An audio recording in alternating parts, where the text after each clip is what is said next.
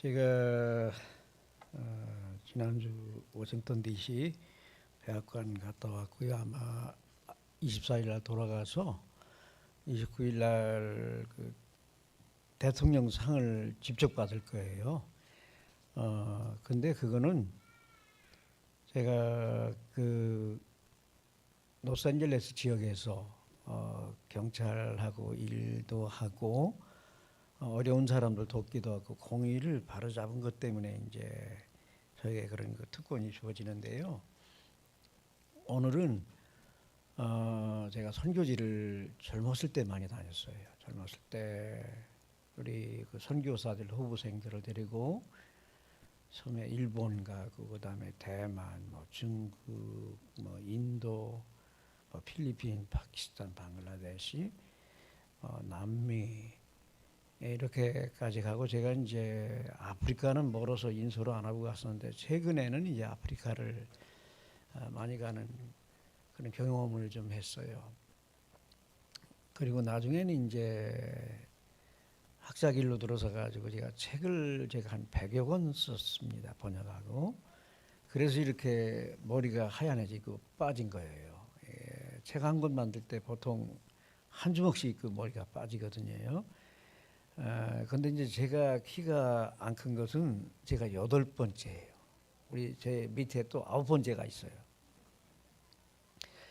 젖을 못 먹고 자라서 이렇게 키가 못 큰 겁니다. 아마 여기 지금 젊은 세대들 이해를 못 할 거예요. 그리고 우리 어머니가 아주 불교 신자였었어요. 그 예선 수닥사 뭐 여기 야산 보니까 거기서 멀지 않더라고요. 저번에 가보니까 고기를 안 먹였어요. 우리 20살 때까지 고기를 못 먹었습니다. 불교 아주 정통 신자라 돼지고기 못 먹었고요. 소고기도 20살 때까지 못 먹었어요. 그러니까 키가 더 안 큰 거지요. 젖도 못 먹었지 고기를 안 먹으니까. 요새 젊은 세대 보면 고기 많이 먹잖아요. 그리고 제가 이제 여기 미국을 한 20년 왔다 갔다 하면 여기서도 교수하고 거기 가서도 교수를 했는데 여러분 옷차림이 우리 미국 신자들하고 많이 다릅니다. 지금 우리 미국에 있는 한국인 신자들은 전부 다 아직도 양복 입고 나와요. 그다음에 여자들도 양장 입고 나옵니다. 근데 이제 여기 한국은 완전히 바뀌었어요.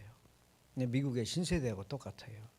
미국의 신세대들은 양복 입는 사람이 없어요. 목사님 자체도 양복을 안 입으니까.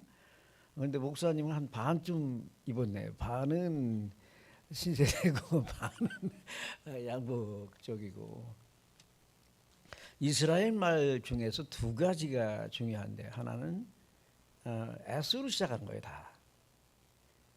그래서 그 들으라 그런 말이에요. 이 사무엘 들어봤지요? 사무엘. 그래서 삼 하면은 이스라엘에서는 들으라 그런 말이에요. 따라합시다. 샴마. 그래서 샴마 하면은 들으라. 하나님의 음성을 들으라 그 얘기지요. 그 다음에 또 하나 중요한 용어가 샬롬이란 말이 금방 샬롬 했는데 샬롬이 무슨 뜻이에요?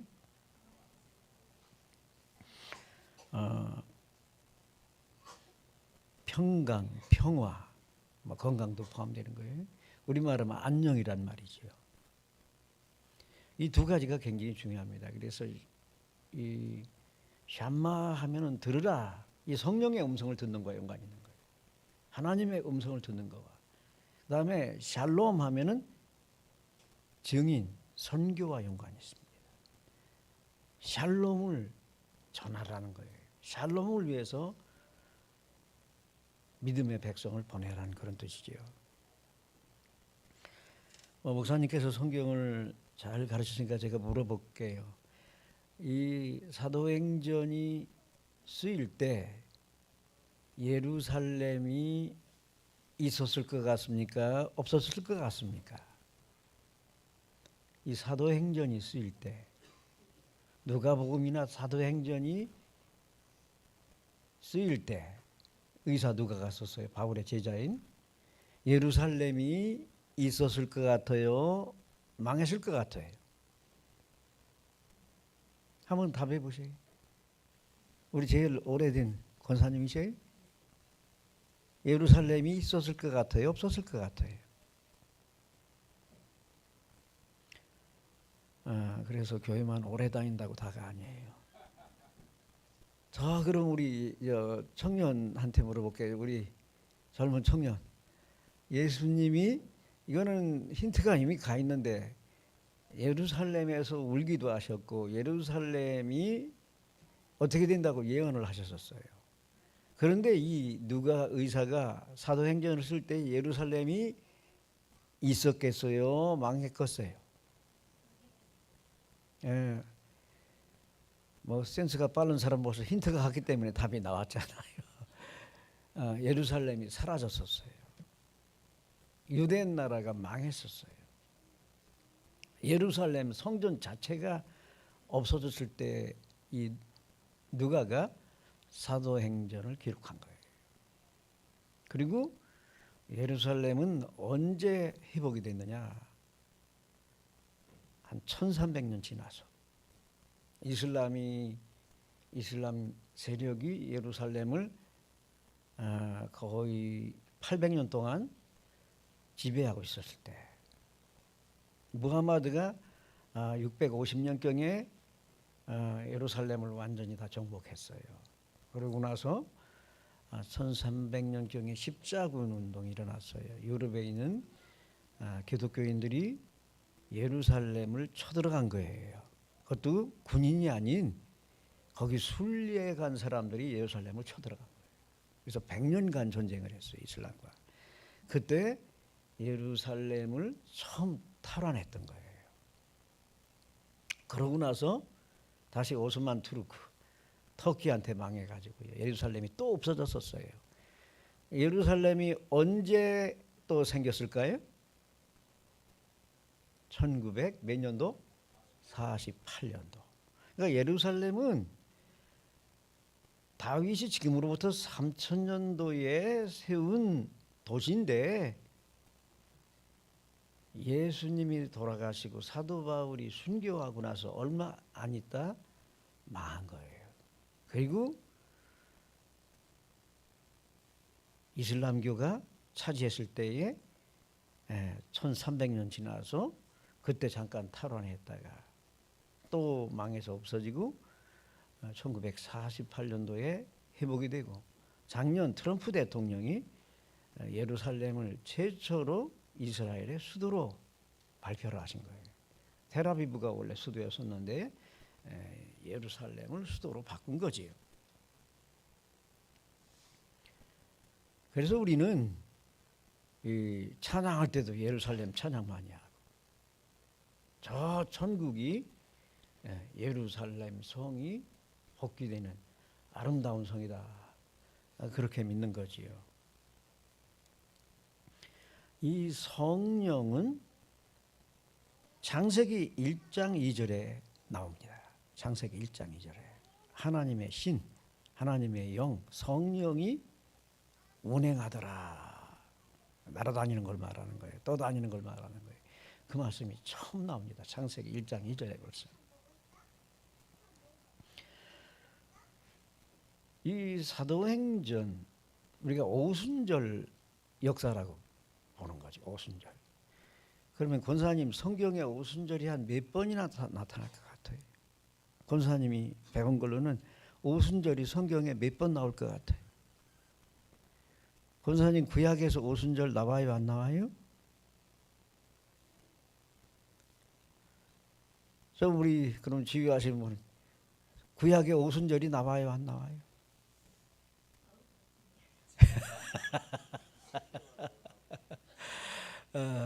신약에는 몇 번이나 나올 것 같아요?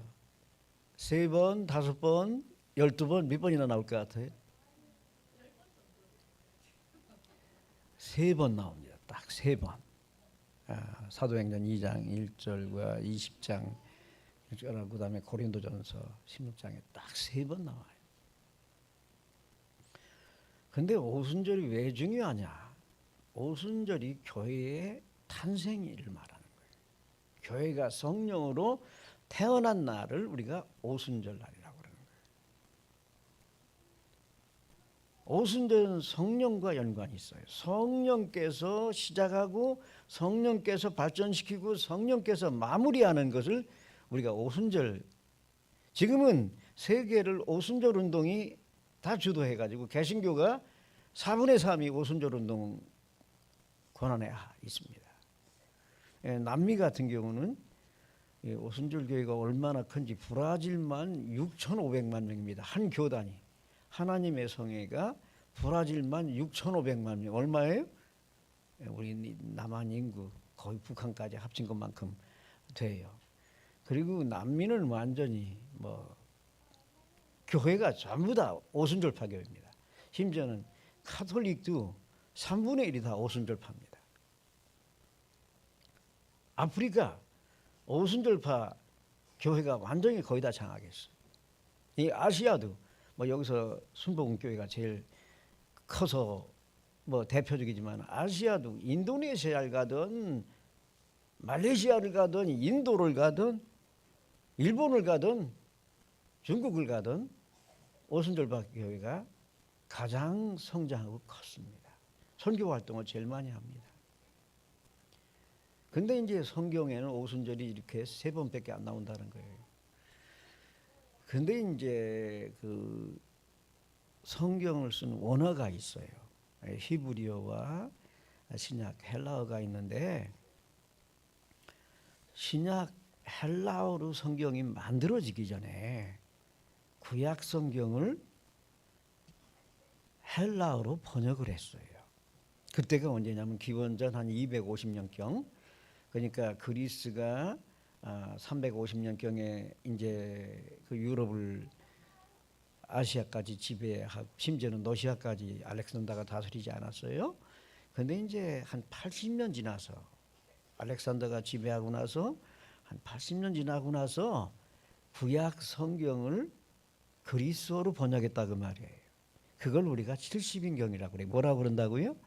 70인경. 이스라엘의 72명의 원래는 학자를 뽑아서 한 지파당 몇 명을 뽑은 거예요? 12지파인데 72명이면 얼마예요? 6명씩 뽑아가지고 구약 성경을 헬라어, 그리스어로 번역을 한 거예요. 거기에서 펜티코스란 말이 최초로 나타나는 겁니다. 그래서 펜타코스란 말이 뭐냐면 펜타라는 것은 50이라는 뜻이에요. 50. 그리스어로 50. 코스란 말은 절기, 명절을 말하는 거예요. 그래서 거기에서 펜테코스트란 말이 최초로 나타나는 거예요. 그 구약에서. 구약 성경 이스라엘에서는 이거를 77절이라고 그래요. 뭐라고 그런다고요? 7 곱하기 7하면 얼마예요? 49. 거기다가 1년을 첨가하는데 6월절이 지나고 나서 50일이 지난 날을 뭐라고 한다고요? 77절. 근데 그거를 77절 플러스 1이니까 50이잖아요. 그거를 그리스어로 번역할 때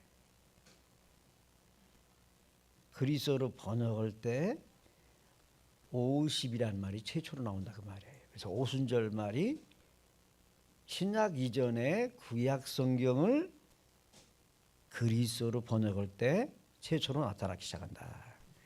성경 구절을 좀 읽어줄까요? 출애굽기 23장 16절이라든가 그 다음에 민수기 16장 9절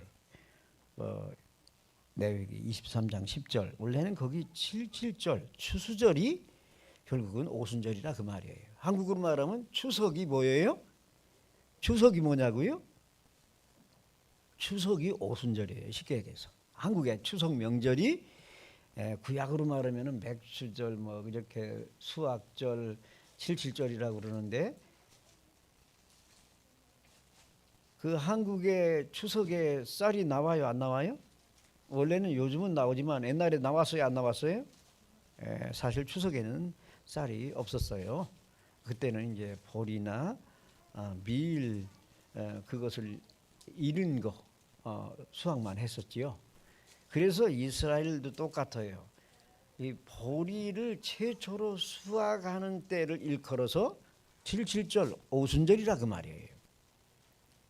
그러면 오순절은 성령과도 연관이 있지만은 수확과 열매를 거두는 선교와 연관이 있다는 거예요. 그래서 여기 증인이란 말은 말투리아, 마터, 순교자란 말이에요. 증인이 뭐라고요?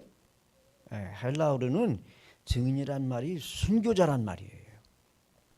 그래서 선교한다고 하는 것은 우리가 죽는 걸 말하는 거예요. 하나님 나라를 위해서 우리가 목숨을 내놓는 그것을 우리가 증인이라고 표현하는 거예요. 그리고 거기에 능력이 나타나는데 이거는 능력, 한국말로는 여러분 뭐 여기 파워가 많이 나오대. 근데 능력이란 말, 권능이란 말, 이건 다이나마이트하고 똑같은 거예요. 드나미스라고 그러는데요. 다이나마이트 같은 힘이, 우리가 선교의 동력은 이 권능, 다이나마이트 같은 힘을 받을 때 우리가 선교할 수 있는 거예요. 할렐루야. 성령이 임재한다. 여기서 임재한다. 성령이 임하시면 우리가 다이나마이트 같은 능력을 받아서, 권세를 받아서, 여기 순서가 나와요. 첫 번째 예루살렘,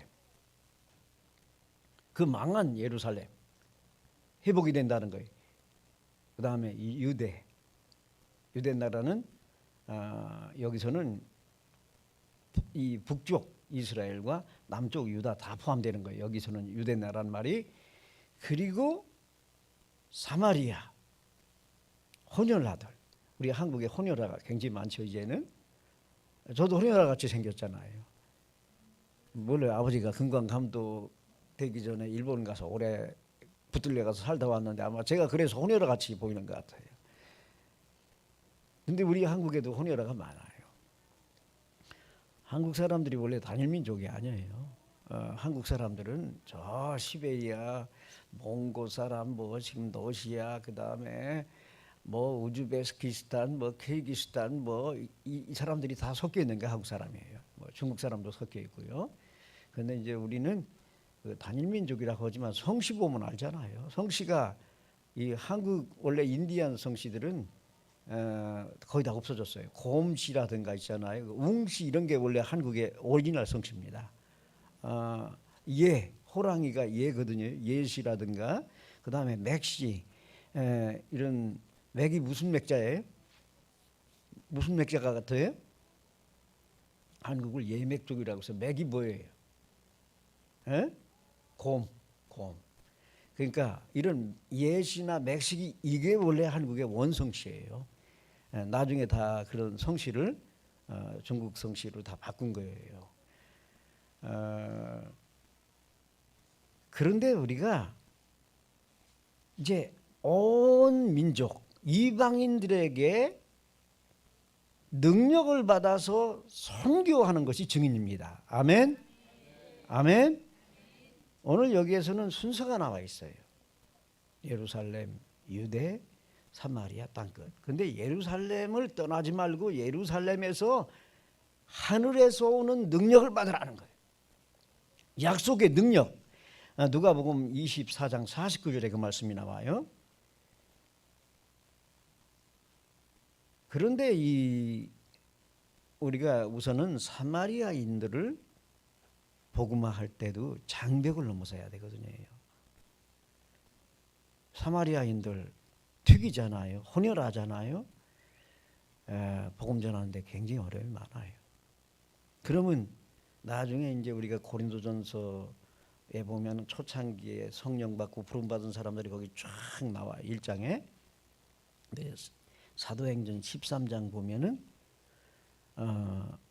바나바와 바울이 이제 이방인들의 사도가 되는데 이 안디옥 교회를 누가 만들었느냐? 여러분 안디옥 교회를 누가 만들었을 것 같아요? CCM이라고 그래요. 우리가 CCM. CC가 만들었어요. 안디옥 교회를 만든 사람은 우선은 구브로 사람들, 지금의 키프로스라고 그래요. 구브로 사람이 누가 구브로 사람이에요? 금방 힌트를 줬잖아요. 구브로에서 태어난 사람이 누구예요? 바나바. 여러분 그 사도행전 4장 마지막 쪽에 보면은 거기 바나바가 구브로 사람이라는 게 나와요. 원래는 요셉이라고도 불렸는데 구브로에서 태어난 사람이에요. 근데 구브로 출신들은 장사를 잘해요. 부자예요. 그러면 바나바의 누나가 누구예요? 동생일 수도 있고 누나인데 바나바의 누나가 누구예요? 마리아예요.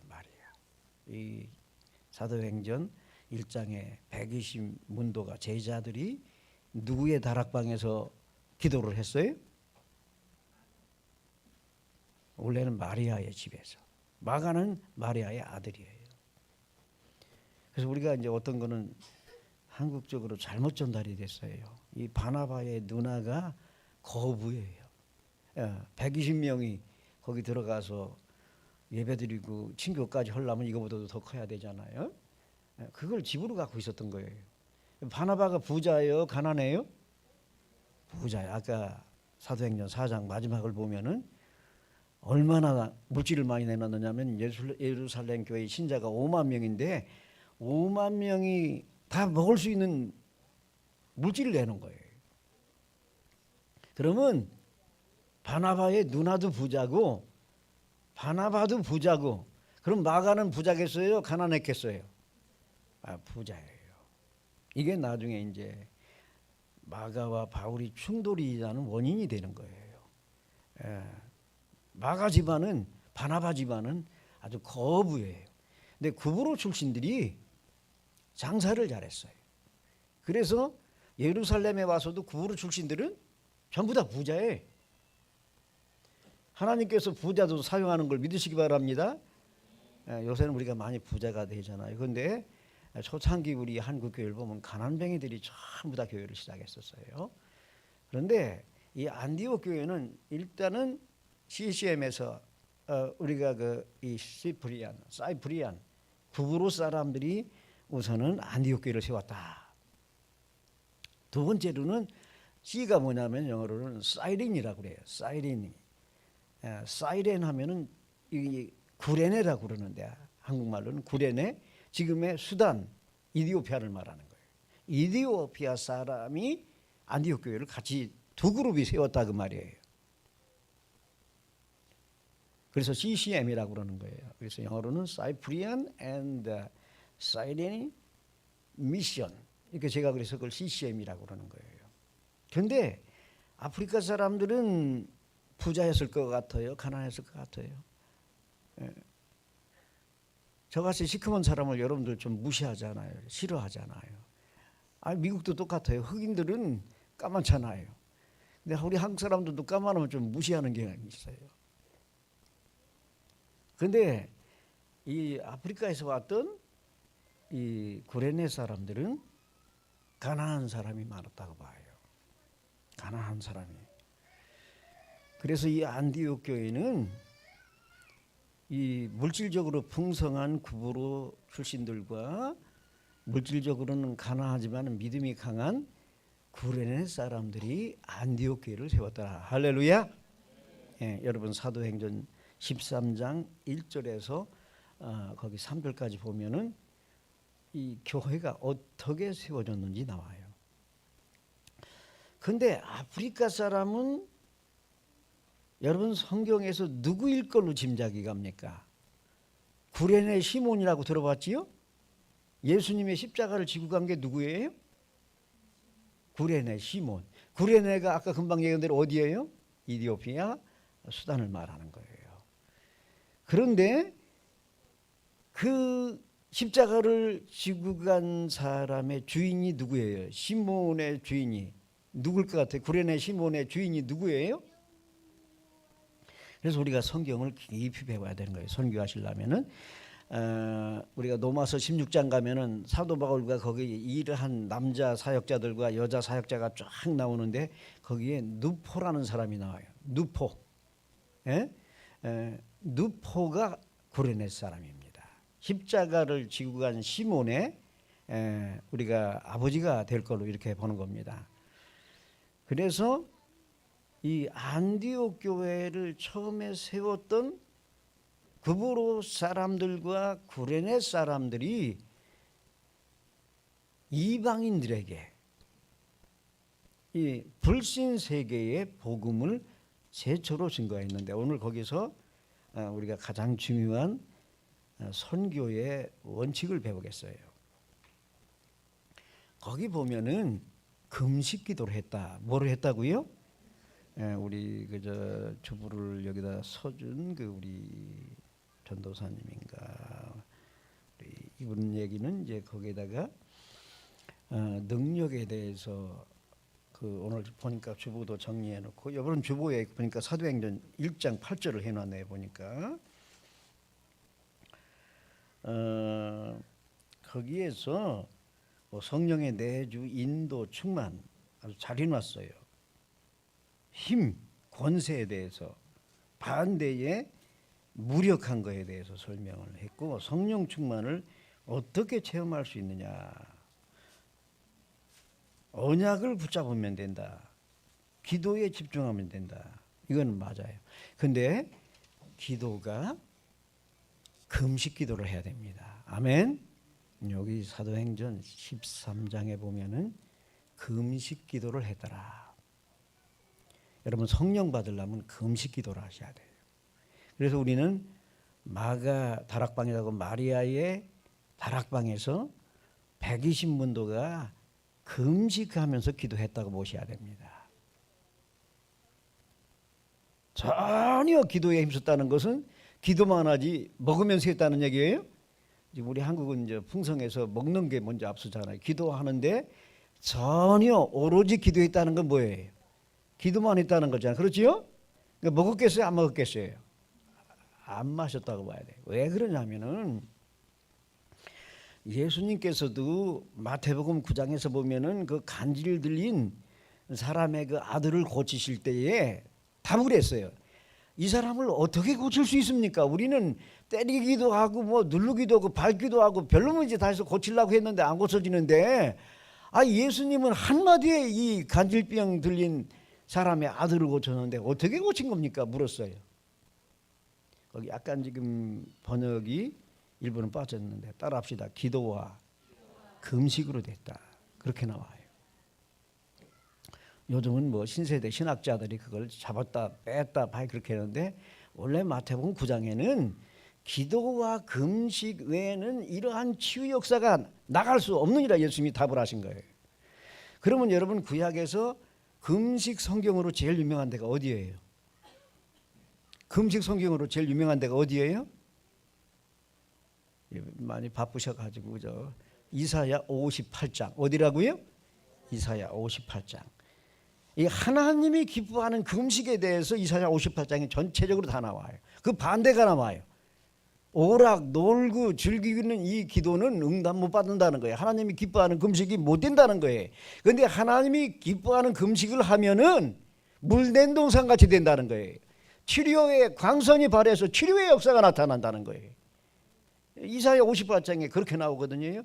그러면 이방인들에게 선교를 위해서 거기에 구레네 그룹과 구브로 그룹, 거기에는 바나바 구브로 사람이, 이 사람들이 금식 기도를 했더라. 금식 기도할 때에 성령이 임재하는 걸 믿으시기 바랍니다. 제 경험도 그래요. 제가 금식 기도라는 책을 번역해서 뭐 수십만 권 팔았었는데요.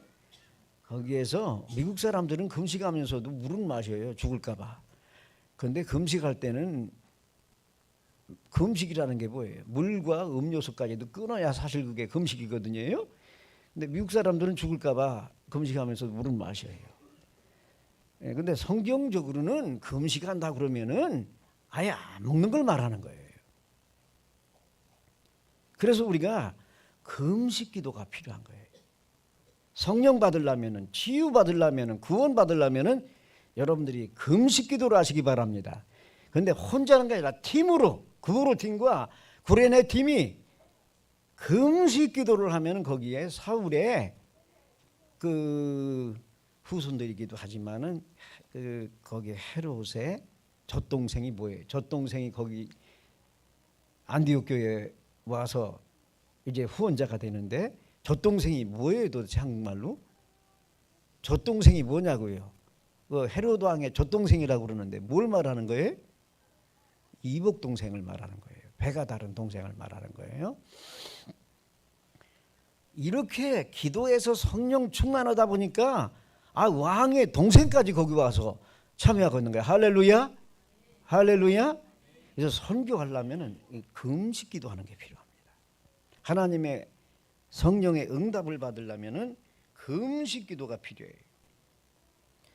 하늘로부터 선교의 비전을 받으려면은 이방인들의 이 장벽을 넘어서려면은 금식 기도가 필요합니다. 그래서 여러분들이 성령의 음성을 듣기 원합니까? 성령의 은사 받기를 원합니까?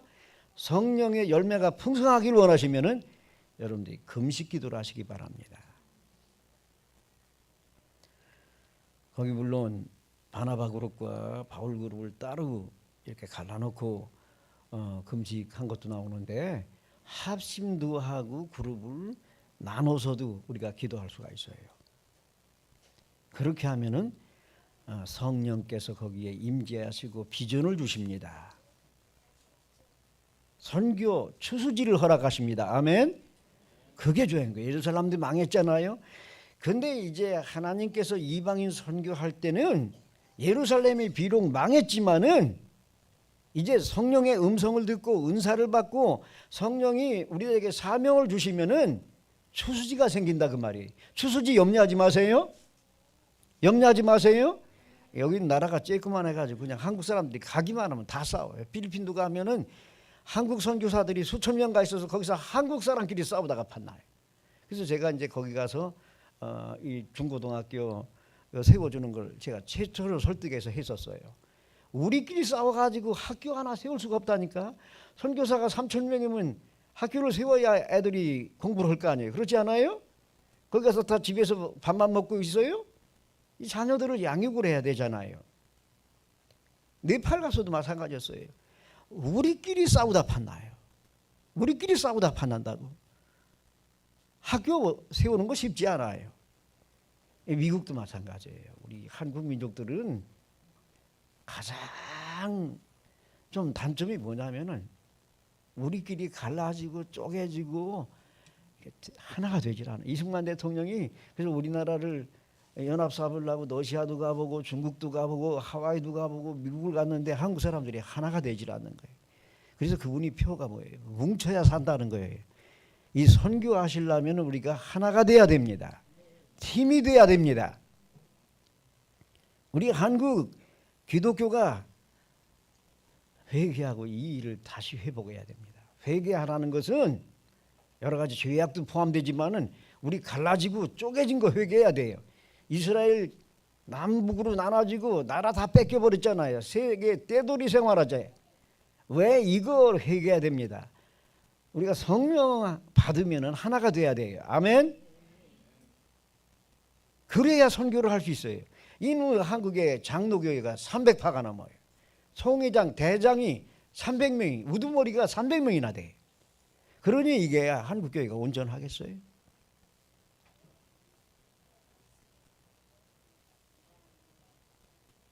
우리가 회개해야 되거든요. 금식기도 한다는 것은 우리 자신이 문제가 있고 나에게 모든 원인이 있는 것을 고백하고 회개하고 금식기도 해야 되는 거거든요. 그래서 오순절이라고 하는 것은 추수를 위한 명절이에요. 성령이 강림한 오순절이라고 하는 것은 우리가 세계 선교지를 더 충만히 받도록 하기 위한 하나님의 계획인 걸 믿으시기 바랍니다. 성령 받으면 비전이 생겨요. 우리나라는 이게 나라가 쬐끄만 해가지고 이제 고속도로까지 만들어 놓으니까 전에 뭐 부산 가는데 2시간 조금 넘으니까 그냥 도착해 버리더라고. 요새는 뭐 왔다 갔다 하면서 서울, 부산 다 왔다 갔다 하면서 다 모든 일을 다 할 수 있어요.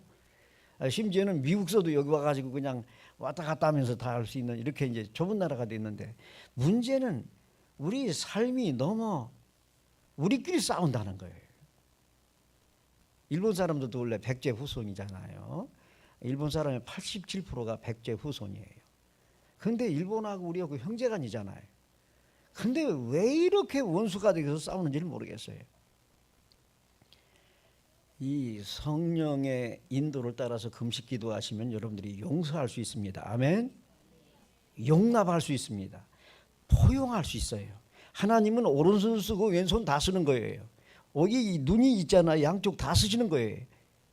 하나님은 이제 이스라엘 백성이 이렇게 선민이라고 그래서 자기네들끼리만 이렇게 갈라놓고 싸우니까 저 이방인들로 보내려고 그러는 거예요. 추수지를 그 넓고 넓은 이방으로, 이방 지역으로, 이방 민족으로, 부족으로 보내시는 거예요. 여러분은 우리 선교지가 많은 걸 믿으시기 바랍니다. 성령 받는 사람은 걱정하지 않아요. 우리가 할 밭이, 할 일터가, 선교지가 너무나 많은 거예요. 그래서 고린도서 13장은 이제 예루살렘, 유대, 사마리아 이 장벽을 넘어서는 거예요. 이방인들, 땅끝에 있는 모든 부족들, 민족에게 품고 그들을 용납하는 쪽으로 바뀌는 거예요. 그래야 선교할 수 있습니다. 아멘. 아멘. 우리 한국 사람들이 너무 좁아졌어요. 우리 심령이 너무 좁아졌어요. 그래서 금식하면서 성령을 받아야 예수님처럼 용서할 수 있어요. 예수님처럼 우리가 사랑을 줄 수 있어요. 선교는 우리가 받은 이 사랑을 나눠주는 겁니다. 베푸는 겁니다. 그리고 우리에게 막혀있는 장벽을 극복해야 돼요. 근데 이제 처음에 바나바 그룹하고 바울하고 하나가 돼서 이제 바나바까지 사도가 됐거든요. 사도행전 휘서장 보면은 바나바도 사도예요.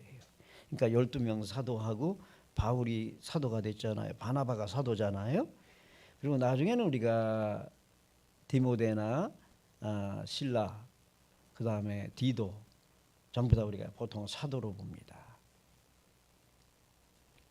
그 사람들은 목회 정착하면서도 일을 했어도 우리가 이 사람들도 사도로 보는 거예요. 사도라는 건 다른 거 아니에요. 예수님의 도를 전하기 위해서 파동받은 사람이 이게 사도란 말이에요. 그 이제 이 사도란 말이 아파슬인데 이 그리스어를 라틴어로 번역하다 보니까 이게 미션이 된 거예요. 그러니까 사도란 말은 선교사란 말하고 같은 말이에요. 우리가 이방인들에게, 예수를 모르는 민족들에게 보내기 위해서 우리가 선교사, 사도가 되는 겁니다. 아멘. 예, 거기 고린도서 13장 보세요. 거기 첫 번째 예언자가 나와요. 사도와 예언자들이 거기 모였더라. 하나님은, 우리 한국교회는 지금 예언자가 필요해요. 예언자가 필요하다고요. 어떤 예언 은사 받은 사람들이 너무 또 깊이 하다 보니까 환장했다고 그러는데, 환상을 본 게 아니라 환장, 간이 뒤집히고 장이 뒤집히는 이런 현상이 나타나, 이렇게 이제 공격들을 하는데, 우리 한국 교회가 선교 더 하려면은 예언자가 나타나야 돼요. 아멘. 그래서 사도 바울이 이제 로마까지 가야 된다는 걸 아가보라는 예언자가 예언을 해요. 당신이 고난도 당하고 환난도 당하고 박해를 받지만은 결국은 로마에 가서 당신이 복음을 전하리라. 예언자가 필요합니다. 아멘. 사도 예언자. 에베소서 4장 11절에 보면은 거기 오중 직분이 나오는데 그 다음에 뭐가 나와요? 사도 예언자. 그 다음에 뭐가 나와요? 전도자, 부흥사가 나와요. 전도자. 부흥사도 필요한 거예요. 전도자가 필요해요. 한국에 최고원능 같은 사람, 이성봉 같은 사람, 뭐 이천성 목사님 같은 분, 신윤균 목사님 같은 분, 조영기 목사님, 이런 그 전도자가 필요합니다. 이 아까도 보니까 역전해서 전도한다고 막 그냥 역장이 내쫓고 그냥 뭐 사진을 찍어가고 뭐 고발하고 고소한다고 난리치더라고. 그래서 물론 여기 흔천지인가 신천지가 자꾸 괴롭혀서 그런 것도 있지만은 우리나라가 지금은 너무 이게 닫혀 있어요. 닫혀 있어요. 우리가 이 복음을 실어 나르려고 하면은 조금 포용하고 수용하고 용납할 줄 알아야 돼요. 아멘. 아멘. 우리가 너무 좁아져 있어요. 이 언어가 다른 사람, 문화가 다른 사람들을 이걸 극복하고 장애물을 넘어서려면이에요. 사람의 힘으로 되는 게 아니에요. 이 선교는 성령이 하신 겁니다. 아멘. 아멘. 그래서 뭐 방언으로 다 하면 얼마나 좋겠어요. 근데 방언만 가지고는 안 돼요. 선교하려면 언어가 소통이 돼야 돼요. 그래서 사도행전 13장서부터 우리에게 뭘 강조하느냐? 팀으로 기도해야 돼요. 팀으로 선교하는 겁니다. 아멘. 근데 왜 선교지에서 바울과 바나가 싸움이 벌어져요? 뭐 때문에 싸웠을 것 같아요? 나중에 이제 바나바는 자기 조카 마가, 그 다음에 바울은 실라, 유다를 택하게 되는데 왜 그렇게 싸웠을 것 같아요? 왜 이렇게 처음에는 성령의 은혜 받아가지고 선교 잘하다가 왜 이게 싸움이 일어났을 것 같아요? 뭐 때문에? 이 문화 차이 때문에 그래요. 여기 지금 신세대하고 구세대 벌써 머리 스타일, 옷 입는 거 이게 생각이 다 다르잖아요. 근데 이제 마가와 바나바 그룹은 아무래도 물질이 있는 사람들이에요. 이 사람들은 재력이에요. 부자 출신들이에요. 그리고 이제 구레네 아까 사람들은 좀 아프리카 속 가난하다고 그랬잖아요. 성령이 역사하면은 이 부자와 가난한 사람 벽을 넘어설 수 있어요. 아멘. 아멘. 근데 이게 넘기가 쉽지 않아요. 이 강남, 서울 강남 가봐. 여기도 아파트 단지, 비싼 아파트 단지하고 다세대 주택하고 이게 하나가 되는 거 쉽지가 않아요. 제가 여기 아파트 단지에서 교회를 개척해 배워서 알아요. 아파트 진 사람들은 뭐라고 하냐면은, 목사님 우리가 돈 드릴 테니까 전부 다 이거 알아서 그냥 하세요. 근데 이 가난한 사람들은 뭐라고 하냐? 저 집사, 우리 저 권사님, 장로님, 우리 회의에 나와야 된다는 거예요. 여기 출석하고 우리하고 똑같이 기도도 하고 다 해야지 돈만 내놓으면 다 되느냐? 그래가지고 이게 싸움 붙는데 이거 말리는 거 쉽지 않습니다. 굉장히 힘들었었어요. 제가 이 아파트 단지에서 교회 세우면서 이 부자들과 가난한 사람 싸웠고, 근데 제일 중요한 게 문화 차이가 나면 싸워요. 신세대하고 구사다 굉장히 문화 차이가 나잖아요. 사마리아 그 흑인들처럼 이 섞여 있는 사람, 이 언어가 다른 사람, 이 문화가 다른 사람들하고 싸움이 일어나는데, 제가 사도행전 15장을 보니까 바울과 바나바가 싸운 이유가 다른 데 있는 게 아니에요. 이 유대 나라 문화와 이방 문화 사이에서 이 충돌이 일어난 거예요. 유대인들은 음식을 정한 음식과 부정한 음식이 있어요. 요새 신세대 같은 경우는 옛날 우리 구세대처럼 많이 주고 큰 고기 주면은 먹는데, 신세대들은 큰 고기라고 먹지 않아요. 물론 비싼 고기는 먹을 거예요. 지금 강남 가서 먹어보니까 그저 이 가재, 바닷가재 있잖아요. 그 굉장히 비쌉니다. 강남은 뭐 한 50만 원 줘야 둘이가 먹을 수 있더라고요. 뭐 한 4시간 먹으면 뭐 120만 원 막 이렇게 나오더라고. 근데 미국 같은 경우는 바닷가재가 싸요. 근데 여기 강남에서는 보통 비싼 게 아니에요. 근데 유대인들은 음식을 정한 음식을 먹어요. 개고기 먹어요? 안 먹어요? 우리 한국 사람들이 제일 좋아하는 개고기를 먹어요? 안 먹어요? 안 먹어요. 문제는 이제 거기 싸움 일어난 거면 그 음식 문제예요. 이 목매달아서 죽인 개고기를 신한테 제사 드리고 그거를 먹거나 하나님 앞에 드릴 거냐 말까 가지고 싸움이 벌어진 거예요. 그러니까 바나바와 이 마가는 부자 출신이고 상당히 인텔리 출신들이라 그 음식에 대해서 오케이 했던 것 같습니다. 이방인들이 제사 드리고 하나님 앞에 예배당에, 여러분 그 백사가 비싸잖아요. 독사 중에서도. 그래서 이제 백사가 굉장히 비쌉니다. 지금으로 한 몇 천만 원 갑니다. 여기 그거 잡아가지고 성전에다가 예배당에다가 그거 바칠 때 받아주겠어요? 안 받아주겠어요? 에? 그러니까 여러분들은 안 받아주려고 하는데, 마가나 바나바 입장은 받아주는 입장이었던 거예요. 백사 비싼데 그거 하나님 앞에 들여가지고 비싸게 팔아가지고 선교하거나 도면 어떠냐. 이제 바나바 입장은 그쪽이에요. 근데 바울은 엄격 팔아 안 된다는 거예요. 성전에다가 무슨 뱀을 갖다가 바쳐가지고 그걸로 무슨 선교한다. 이런 식으로 이제 싸움이 벌어진 거예요, 사실은. 그래서 목매달아 죽인 이런 짐승 같은 경우를 신에다가 바치고도 하나님 앞에 갖고 오는 건 안 된다는 거예요. 이제 이 사도행전 15장에 보면 나와요. 그러니까 마가 그룹과 이 바울 그룹이 싸운 게 다른 게 아니에요. 이 문화차예요, 문화차. 이방인 사이를 들어가면은 참 힘들지. 우리나라 이제 요즘 뭐 개고기 못 먹게 금지했다고 그러는데도 한국 사람들이 그렇다고 개고기를 안 먹어요? 개고기 안 먹습니까? 예, 한국 문화라 그래요. 한국에 왜냐하면 한국이란 말이 코리아란 말이 뭐라고 그랬어요? 제가 지난번에 잠깐 설명했는데 코리아가 구리어에서 나온 거예요. 구리어. 고구려 할 때 구리어. 그게 이제 빨리 발음하면 구리어가 코리아가 되는 거예요. 그래서 구려인데 구자가 무슨 구자예요? 개구자예요. 개구자. 그다음에 여자는 사슴 여자인데 한국이라는 민족은 개과들이 많고 사슴이 많은 지역 사람이라 그런 뜻이에요. 한국이란 말이 원래 그래서 그게 코리아가 된 거예요. 그러니까 한국 사람들은 개의 민족이기 때문에 개를 많이 먹지 않고는 안 되는 거예요.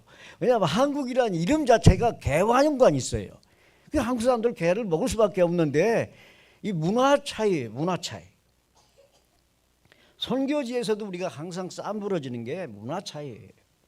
이번에 이제 우리 유명한 그 한국의 그 탤런트 배우를 모셔다가 LA에서 집회를 했더니 이 양반이 귀신을 쫓아요. 제가 이름은 나중에 뭐 안 되겠는데요. 아 근데 인도 사람이 와서 귀신을 쫓는데 여자인데 방광염이 걸렸대요. 그래가지고 귀신을 쫓아 입이 나가라고 막 이러면서 막 귀신을 쫓는 거예요. 그러니까 여자들이 얼마나 쑥스러워요. 그리고 이 양반은 귀신 쫓는 방식이 독특해요. 그리고 뭐 귀신이 입으로 나가야 된다는 거예요. 그래가지고 입으로 나가라고 막 이렇게 표시하는데 이게 다른 나라 인도 사람들 풍습이나 백인들 이 문화에서는 이해를 할 수가 없는 거예요. 무례해도 보통 무례한 게 아니에요. 여자들 앞에 오줌 쪽으로 해서 귀신이 나가라고 하니까 이 얼마나 충격을 받아요. 그래서 제가 그랬어요. 여기 와서는 그냥 하시면 안 됩니다. 한국에서는 자기 어머니가 무당이었다가 변화돼서 자기가 지금 이제 선교사가 되고 그랬대요. 한국서는 오케이인데 여기 백인들이라든가 타민족 다룰 때는 그냥 하시면 안 된다. 이게 문화가 달라가지고 한국에서는 그게 아멘이 나오고 좋다고 하지만은 다른 문화권에서는 그걸로 충돌이 일어난다. 이걸 제가 말씀드렸어요. 그러니까 선교하다가 왜 논쟁과 분쟁이 일어나냐? 문화 차이, 풍속 차이. 여기에서 논쟁이 일어난다. 이거는 우리가 사도행전뿐만 아니라 사도행전 29년 되는 선교지 가면은 항상 일어난 일이에요. 그런데 그거를 뭘로 극복해야 되느냐? 성령의 역사에 대해. 아멘. 네, 성령의 역사니까 사도행전 15장에서 이제 다 바울과 바나바와 거기 실라, 마가, 거기 베드로, 야고보 다 나타나서 서로 용납하고 화해하고 하나가 돼서 선교를 하니까 이제 하나님이 유럽도 열어주고 아프리카도 열어주고 아시아도 열어주고 세계 만방에 복음을 전할 수 있는 길을 열어주시는 거예요. 아멘. 그래서 하나가 되고 팀이 된다고 하는 게 아주 중요한 것을 사도행전 13장 이후부터는 가르쳐주는 거예요. 우리 한국 사람들 이거 배워야 돼. 하나가 돼야 됩니다. 따라합시다. 하나가 돼야 된다. 금식기도 하면서 하나가 돼야죠. 자기를 죽이는 게 금식기도인데요. 다른 사람을 용납할 수 있는 예수님처럼 십자가에서 죽으시고 부활한 것은 다른 사람을 용납할 수 있어야 선교할 수 있다는 거예요. 다른 사람을 용서할 수 있어야 된다는 거예요. 베드로같이 실수 많이 하고 문제가 많고 다혈질인 이런 사람도 용서할 수 있어야 돼요. 아멘. 아멘. 여기 지금 외국 노동자가 많이 들어왔으니까 지금은 이해 충분히 하실 거예요. 여기 다른 종교, 이슬람, 힌두교, 불교 별무 사람 다 들어와 있어요. 그래가지고 교회 왔다가는 힌두교 사원도 가고요. 교회 왔다가는 절도 가고 그러잖아요. 태국이나 여기서 온 이 여자분들은 교회 갔다가 그쪽 절로 또 가요. 이슬람 신자들 있잖아요. 이 교회 여기 왔다가는 그쪽에 또 가요. 이걸 어떻게 극복하겠어요? 성령께서 역사해야 됩니다. 아멘. 예, 성령께서. 그래서 사도행전은 1장서부터 마지막 장까지 선교라고 하는 것은 사람의 힘이나 능력이나 수단 갖고 안 된다는 거예요. 성령께서 역사해야, 성령이 주도하시고 성령께서 이끌어가야 선교할 수 있다는 겁니다. 그래서 저는 이 수원 임마누엘 교회가 성령으로 늘 임마누엘이 되어서 이 순교까지 할 수 있는 증인들을 많이 배출하는 아름다운 덕을 선전하는 안디옥 교회와 같은 교회가 되기를 주임으로 축원합니다. 감사합니다.